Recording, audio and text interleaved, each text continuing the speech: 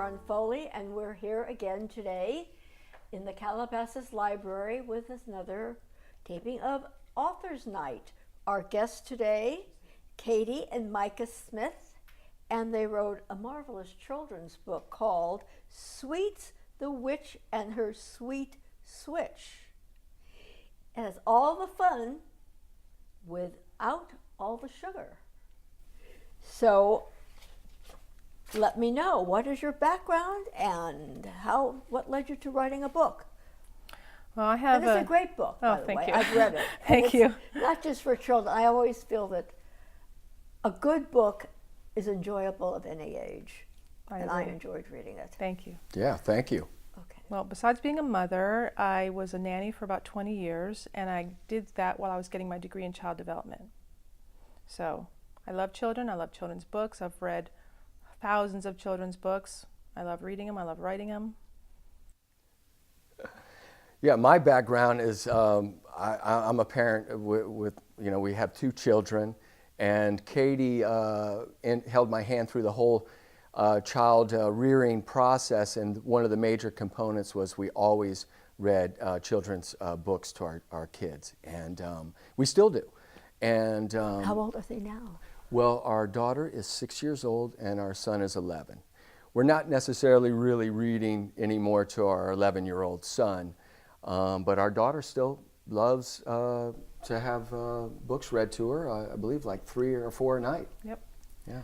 Well, I know a lot of adults who read books to one another, poetry or text, and it's very relaxing, it's very soothing, it's calming, and it's enjoyable. My son still likes it from time to time, and the teacher actually recommended that we read to him sometimes because it helps him get the right fluctuations in the way that he speaks. Instead of writing just just monotone, it helps them get the right, what do you call it, the conversational tone yes, of exactly. the book. Exactly. Yeah, because sometimes he would just read just to get the book done. I will correct myself and say that we still do read to him occasionally from his homework books. Is this your first book? This is the first published book. What other books have you written? Well, when I was 20 years ago, I wrote lots of different children's books, but Really? they just kind of fell by the wayside. So I'll probably try and reintroduce them now that it's easier to get a book published. Have you written anything? I haven't written any books at all. I did have start out in Los Angeles as a music journalist. So I would, Music journalist? yes, I would interview bands, and I do concert reviews for magazines, and so I started out as a music journalist. So you had a writing background. Yes, but I was all self-taught, But I did have I found out that I had a love for it, and I really enjoyed the process of writing as well. And I learned how to formulate a story as well. I really kind of like putting the pieces together and making a story or an article. What gives you ideas? What gives you the themes in your mind? I would just look for that one opening sentence, because just something that had a little zing to it, and then once I had that first opening sentence, everything would just complete itself. It would just kind of flow. So. And where did you get your ideas when you said you wrote before this book? You've written stories previously. I would take them from the experiences that I had working with children. Stories about the tooth fairy, or the conversations that we would have about, very serious topics like dying and things like that. So I would think, well, how can I write a book that would explain this in a way that would be something a child could understand or would be enjoyable for them to read, would comfort them, things like that. So that's where I enjoy helping children through my books. What gave you the impetus for writing this book in particular? Well, a few years ago, our son came home from school one day and he said, a few kids in my class are doing this thing where they trade their Halloween candy to this mythical witch, and instead they get a toy back. So they would trade their candy and then they'd get a toy. And he said, I really want to try this. We said, great, nice. We want to get rid of the candy as well, so sounds good to us. So what would you like to get? And so he thought about it, and he came up with something that he wanted to get. And we said, all right, let's try it. And it went great. And we traded the toy. The Halloween candy was gone. And we thought, this is a great idea. We did it again the next year. It was fantastic. And Micah came home, I think that after trick-or-treating, and he said, you know what? We need to write a story about this. We need to come up with a character. And who is this person? Who is trading out this candy, and why are they doing it? And why do they want the candy? And so we need to write a story about this. Yeah. This is something everybody should be doing. Mm-hmm. Yeah, we just thought it was a fantastic idea because our most favorite holiday is Halloween. It's become so big in these last several years. The second biggest holiday. Yeah, yeah. it's amazing. We love Halloween, and we love the fact that our son really wanted to do this. And the most important thing was we're getting some of this candy out of the house on Halloween night. You know, as well as we weren't taking any of the joy of Halloween or trick-or-treating out of the equation. You know, we still decorate our yard, we still picked out the costume, they went trick-or-treating, we handed out candy, you know, to the kids that came to our house. They got to eat candy, but at the end of Halloween night, he would choose to trade all of his candy out for whatever. Or most of it. Yeah, most of it. We let him keep his, what he wants to trade, because the idea is that the more candy that you trade, the bigger the toy or wish that you get. So it encourages them to give away more of their candy. So he would go through and decide what candy he wanted to keep, but eventually he started giving out more and more of his candy up because he knew he could get something bigger if he did that. Now, when they traded for a toy, where did they get the toys from? Were they doing? Us, but it's from the witch. Yeah. Okay. Yeah. Now, From Sweets where the did Witch. the candy go? To us. So, and did you donate the candy? Yes, there's lots of things you can do with the candy. We would, leave it out. They would go to bed early, so we would put the candy out for the rest of the night. Then some of the older kids might get it, or you can donate it to the troops, or you can take it to shelters, things like that. So, yeah, or we hopefully not eat it ourselves. Were your children aware where the candy? No.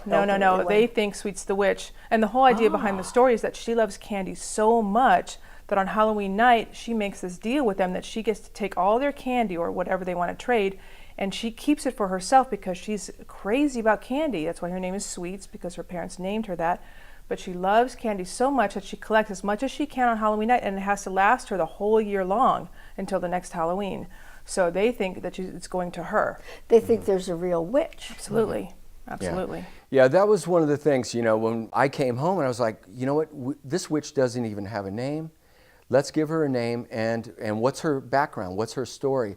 So Katie came up with the genius name, I thought, of Sweets the Witch.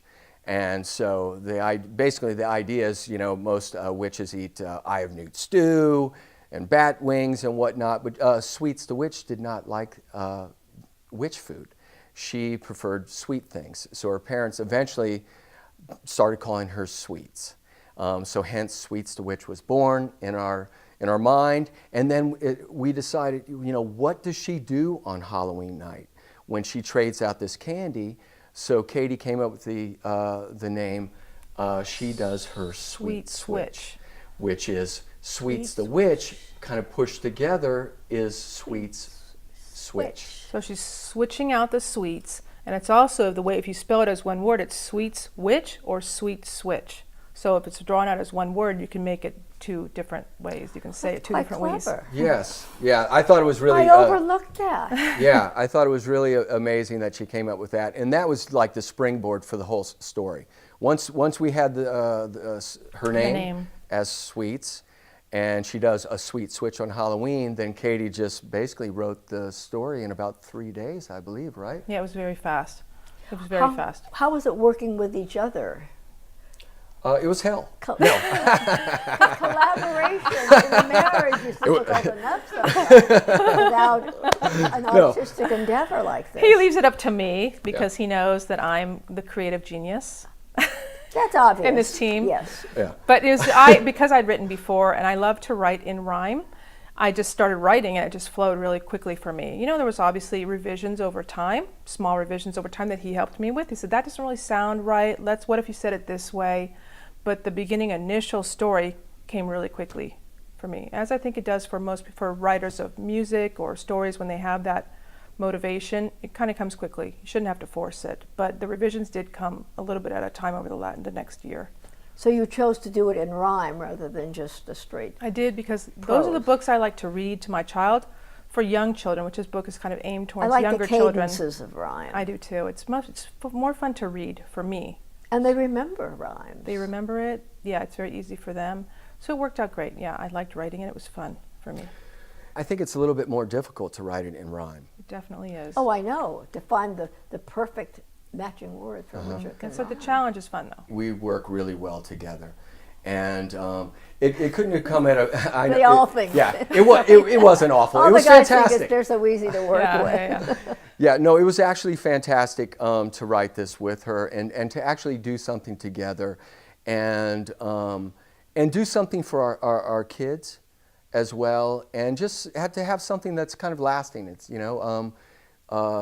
this we have a physical book now that we're authors of, and so we're very proud of it. Well, you should be. We're extremely proud of the message that's in the book. It's not just a children's Halloween book, but it's a children's Halloween book with a built-in family tradition.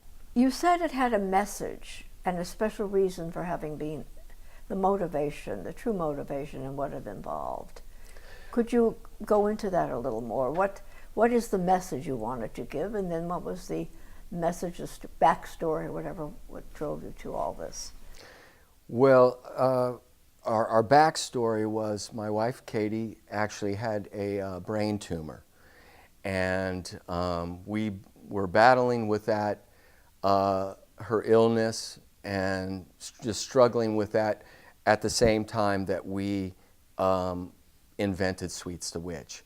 And we just Quite a combination. It was a great combination, and it couldn't have come at a more perfect time, because we were really trying to change our diet and the way our lifestyle to accommodate her health needs as a family. One of the things that we learned very early on from the doctors at UCLA and Cedars-Sinai that were taking care of Katie was that sugar is almost rocket fuel to brain tumors as well as Any cancer. kind of cancer. Any kind of cancer.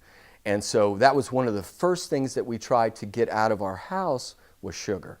And so when our son came home and said that he wanted to trade his candy on Halloween night for a toy, we were like, this book, it was all kind of meant to be. It all kind of, made sense to us. And so it has this extra meaning to us.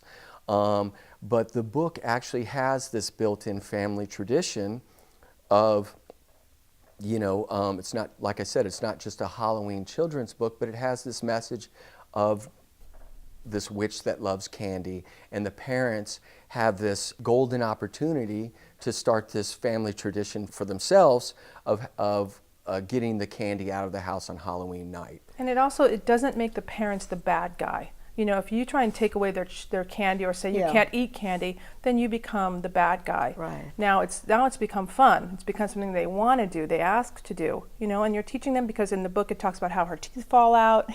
Because she's eating so much sugar, and so it's just a nice thing that they actually want to do. And so no one's being mean or taking things away from them. You're actually giving them something. They get something out of it. So you were writing during all your treatments? I was very ill at the time when this happened. Yeah. Well, yes. Yeah. Right during the middle of chemo and radiation and things like that. It was nice because I had something to do that was creative. I could do it at home. I didn't have to, I wasn't working at the time, so it was nice for me to be able to do something creative at home. You said it only took you a few days to write. Did you use the original forever, or did you make any revisions to your I did a few revisions over Okay. time, things that I thought, well, I should add this little bit in here, or this doesn't really flow in the rhyming way that I want it to. I should put in something more, or change this rhyme a little bit. If I wanted to add something more, you have to kind of redo the whole rhyming scheme. So, little revisions here and there throughout the next year while we were trying to do the illustrations. That must have been an incredible period in your life. To Keep you going and to get this started and to balance the family dynamics during He was this wonderful. crisis. He was wonderful. It was a very difficult time for us. It brought a little something extra for us to do. You know, it was very exciting for us to do something. I wasn't working either. I quit all of my jobs just to take care of my family and my wife. You know, I was raising these 2 young kids and just taking care of Katie. And so it was great to have something to do at home, because we were at home All the time. all the time, you know. And our kids were only 6 and 1 at the time, so yeah, they were very little. So it worked on both levels, success, fruition, and Joy. It brought a lot of joy into our Yeah, it brought a lot of joy. But then after the book was written, we had no idea what she looked like. That was the next process. It's like, what does Sweets the Witch look like? And so Who is she? Yeah. So that was how did you come up with the image of what Sweets the Witch should look like? That was a whole long process Yeah, because we started looking for an illustrator at the time, and so we thought, okay, we got some referrals to some people who were illustrators, and so we had them do some initial sketches for us. Okay, she's a witch, and that's pretty much all we knew, is that she was a witch. And so they would do some sketches for us, and we go, oh, that kind of looks like a crazy witch or a mean witch. You don't want anything that will scare the Scary, child. and that was the thing. My daughter was 2 when we were going through the illustrations, and she said, I don't want a witch coming into my room. I go, oh, okay, so we have to be really careful. She doesn't want to do this because she thinks a witch, a mean witch, is going to come into her room. So we thought, okay, well, how can we make this something that she would be okay with? So we would show her the different illustrations that people would do and say, is this a mean witch or a nice witch? She'd go, that's a mean witch. Gone. So she was part of the She was. Yeah, Wow. she was. Yeah, is this a mean witch or a nice witch? So then we thought, well, in order to make it a nice witch, let's make her a child. Because then that's somebody that she can relate to automatically. The name Sweets automatically means that she's also nice. So let's make her sweet also means that she's a nice person, not just that she loves candy, but that she's also a very nice witch. So we made her a child, which became much more relatable. We changed the whole way that we thought about her face and things like that. So that brought it down, and it made it easier for us to imagine what she would look like. Our daughter signed off on the initial image of Sweets the Witch. So we found somebody that was proficient at Illustrator, and basically Katie sat over this guy, Chris Ramirez's shoulders, and they drew the book together. And Katie basically, He was my conduit. So I would say, okay, I Yes. want her hair to look like this, her shoes need to look like this. And that took forever because, he was trying to get my vision, and my vision was very specific. I knew exactly how I wanted things to look. So, we'd go over it and go over it and go over it, and every little detail. So that took a lot longer than we thought it was going to How take. long did it take to illustrate it? Probably longer than it took you to write it. But we were, yes, much longer. We were kind of a slave to his schedule as well. So we, whenever we could get together, we would get together, and then it was painstakingly long. So probably a good 9 months to a year to illustrate the book. Yeah. Really? Yep. Yep. Yeah, it's a long time. It was. But I wanted it to be Well, right. that sets the It's the most it's a important thing. marriage. Yeah, The words with the pictures. absolutely, absolutely. And what about the publishing effort? I researched a lot of different online publishing companies because I knew I didn't want to go the traditional route because that could also take a very long time. So I went online and I researched different companies. I found this one online publishing company called First Edition Publishing Design. And so they will do a print on demand for you. So you don't have to buy thousands of books and store them in your garage, which we didn't want to do. So once you sign off with them and you upload your text and your illustrations and things like that, then they will automatically, within a few days, you're already up for sale on Amazon, you're on Barnes & Noble, you're in 147 different countries in the world, Apple, so you are global.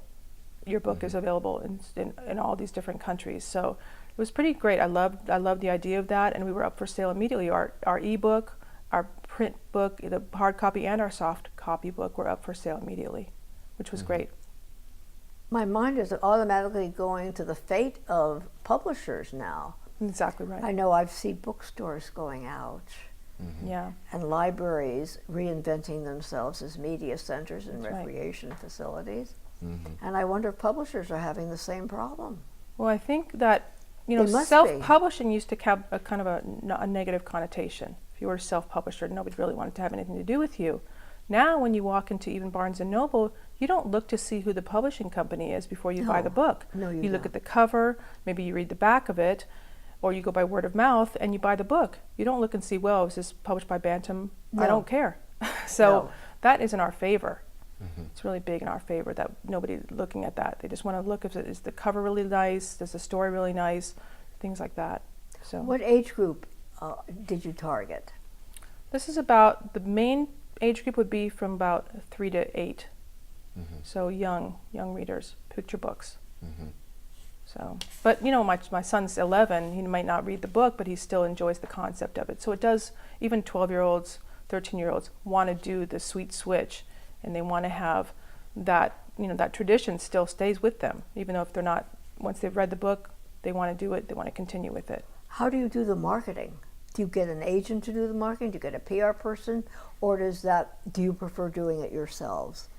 Well, we would have loved to have the luxury of hiring a PR person, but we didn't have that luxury financially. So we did it all. I have a little bit of technical skills, so I built a website for Sweets to Witch. She has her own Facebook page. She has her own Twitter account, her own Pinterest page. Pinterest page. You have to do that nowadays. You have to have all of the social media covered. We started approaching some elementary schools and wanted to do some readings, and we were very fortunate to do this library.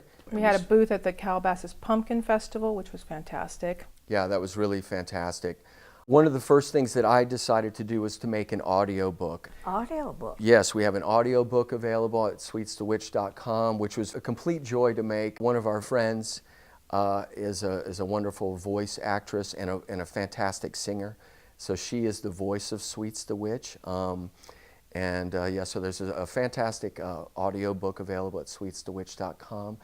With character sounds, with other... Yeah, right? it has sound effects, and she does other character voices in the book, like the father and the mother. But I understand there's also a real witch. Yes, there is. When we went to the Pumpkin Festival, when we go into the schools, when we come to the libraries, we bring our live-action character, Sweets the Witch, with us.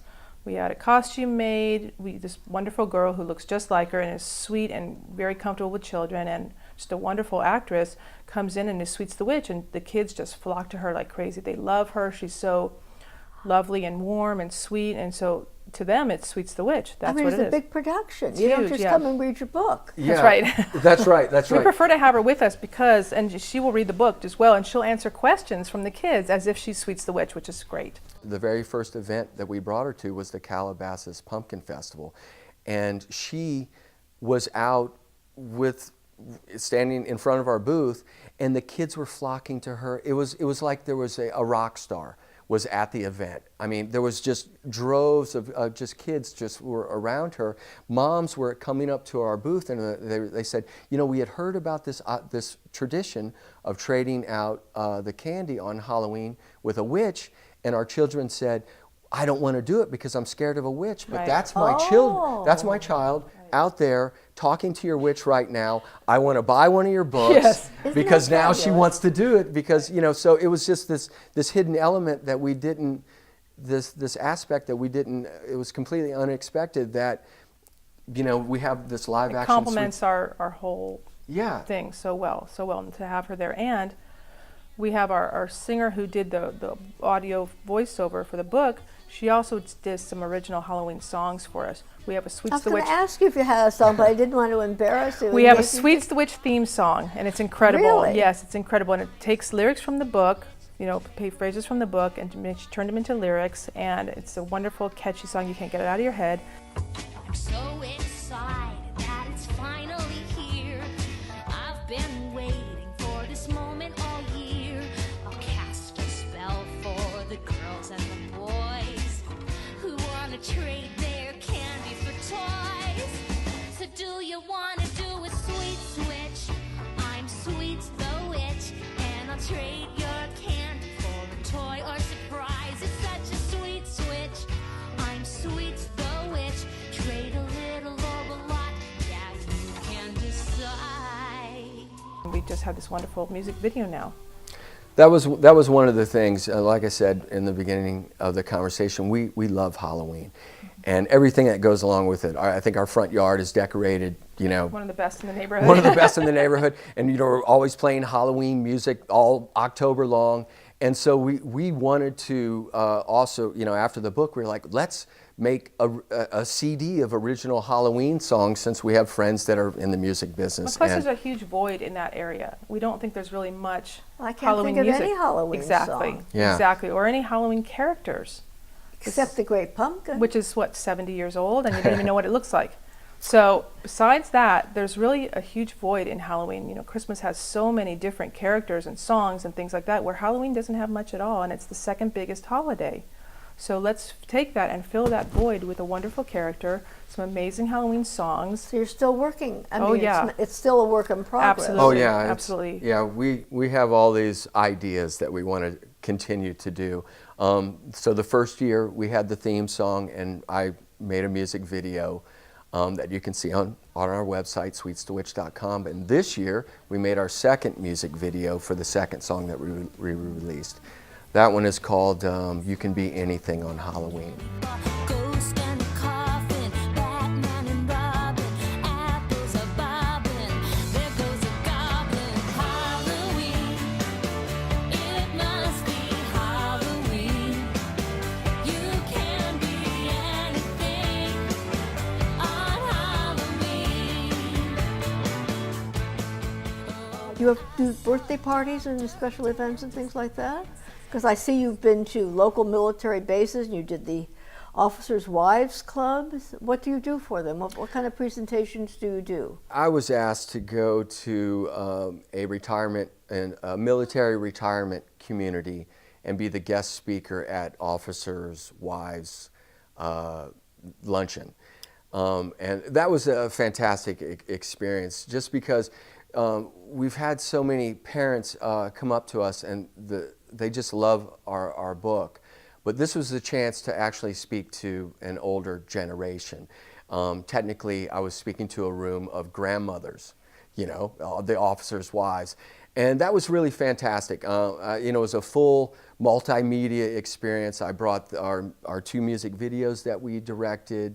I showed the two music videos. I showed a commercial that we made, and I explained the whole process about what Sweets the Witch, what the book was, and the process of making the book. And then when it was all over with, we had our little table with all of our items for sale, and literally, I think I almost sold out of everything, because these women, these officers' wives, all had grandchildren, our great-grandchildren, and it was just, they just thought it was like the perfect gift. Well, you've got all these novel things that go along with it, not just the video and the book itself, but you have an audio book and you have a coloring book. Yes, we It's have. amazing. We have a coloring book. We have a doll. We have a doll. Yes, our doll. We love our doll. And a Fantastic. flashlight And a flashlight. We and a have, wish ring, It's this. pen. It's this. Who thinks of all these Okay, things? Micah, you demonstrate. yeah. I actually came up with the idea for the Sweets the Witch trick-or-treating flashlight. Did that flow How off my tongue? clever. Yeah, the Sweets the Witch trick-or-treating flashlight and wish writing pen. Because in the book, Halloween night, children will write their wish and put it into her little cauldron next to their candy. Yeah. And We have a call. We have a little we have a cauldron. little black They cauldron. put their little wish down here, or they can draw a picture if they can't spell, or they can cut out something out It's of like a writing magazine. letters to Santa. They have a Exactly. That's chance right. to wish. They put this in here next to their little candy that they want to trade. And they leave it out in front of their bedroom door. You can leave it out the front door, whatever the family chooses to do. Yeah. How clever, So because kids would want their own flashlights. that's right. Our neighborhood, as well as a lot of in Los Angeles, I know there's a lot of sidewalks that are uneven, and our neighborhood has very few traffic lights, or city lights rather. So I was like, you know what? This is a genius idea. So I came up with the idea for the Sweets the Witch hands-free trick-or-treating flashlight and wish writing pen, so they can actually have it around their neck as a necklace with the flashlight on. So it Fluorescent in the dark, they can be seen. That's right. So it illuminates their path, and then at night when they get home, if they want to write their wish, it actually comes apart and it's an ink pen. And so they can write their wish. So it's just this, like, you know, You think of these things at night, oh my, we have to have this, we have to have that. Yes. yeah, so anyway, it's one of the little items we have for sale that, and then yes, the coloring book was another idea. which is basically our book without color on the inside, so the kids can actually read the book and also color in the pages. So that's it. That's the Sweets to Witch coloring book. Our doll is what we're working on right now, and that's our big product right now that we're working on. And so it's a combination with the book, the doll, the cauldron, and the audio CD all in one package. So that's being produced right now, and hopefully it will be for sale. Probably won't make it this year because the turnover time is very long, but for sure next year it'll be for sale. Mm-hmm. Also, you're very philanthropic with your endeavors. You support the Juvenile Diabetes Research Foundation and the Hirschberg Foundation for Pancreatic Cancer, yeah. So we're very interested in getting the sugar out of people's lives, and obviously juvenile diabetes is on the rise. Yes, obesity, childhood obesity is on the rise. We want to help parents make it easier for them to get that sugar out of their lives. And so diabetes, of course, the sugar is a big problem. So we want to make it easier for them. So we support Juvenile Diabetes Research Foundation. And the Pancreatic Cancer Hirschberg Foundation, they came to us and said, we're going to have a booth at UCLA this year on Halloween. Please come with your character and set up a booth at our big race this year. So we did that for them, and we love them. They're a great, great, great foundation. Mm-hmm. So, well, what's next on your list? We're diligently working on this package with the book and the doll. We'd love to have like a complete CD of 12 songs. right. And then we're also working on our second book in the series. We'd like to have a book about her younger brother, Twitch the Witch, and that will hopefully bring in some more boys into the story because, obviously Sweets the Witch is a girl, but we'd like to incorporate boys too, and so her younger brother are going to have a big part in the next book. Mm-hmm. Yeah. Well, you're to be commended, not only applauded for the talent that the two of you have, but for your philanthropy and the purpose behind all of this. And our library is going to be very proud to have your book here on our shelves.